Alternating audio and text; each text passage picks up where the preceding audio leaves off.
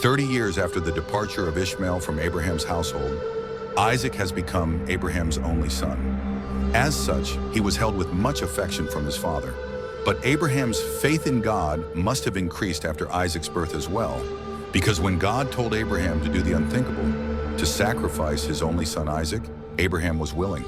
Our story picks up as Abraham arises early in the morning and gets right down to business. He saddles his donkey and has Isaac chop wood for a burnt sacrifice. Abraham gathers 2 servants to accompany them, and the group of men set off for, quote, a place God would show them. After the 2-day journey, the group arrives at Mount Moriah. The 4 men are about to begin their mountain ascent when Abraham instructs the servants to stay behind.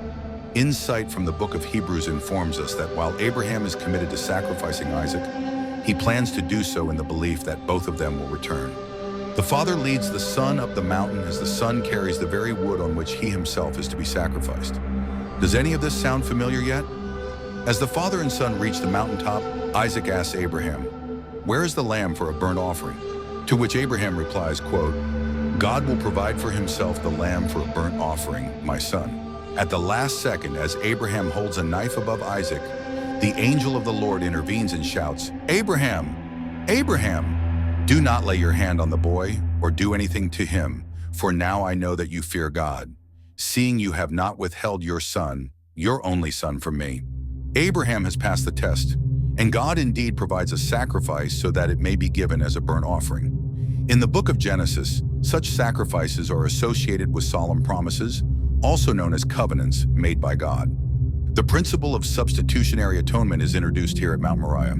And on the exact same spot 2,000 years later, the death of Christ on the cross as the Lamb of God who takes away the sin of the world will become the substitute sacrifice for all of creation. This pivotal event in human history ends with a divine oath that should not be overlooked. And the angel of the Lord called to Abraham a second time from heaven and said, "By myself I have sworn, declares the Lord, because you have done this and have not withheld your son, your only son, I will surely bless you, and I will surely multiply your offspring as the stars of heaven and as the sand that is on the seashore. And your offspring shall possess the gate of his enemies, and in your offspring shall all the nations of the earth be blessed, because you have obeyed my voice." The divine oath recorded in these verses brings to a climax a process that started with the unconditional promises made by God to Abraham in Genesis 12. The fact that God swears by himself gives these words a unique authority, assuring Abraham that they will indeed be fulfilled.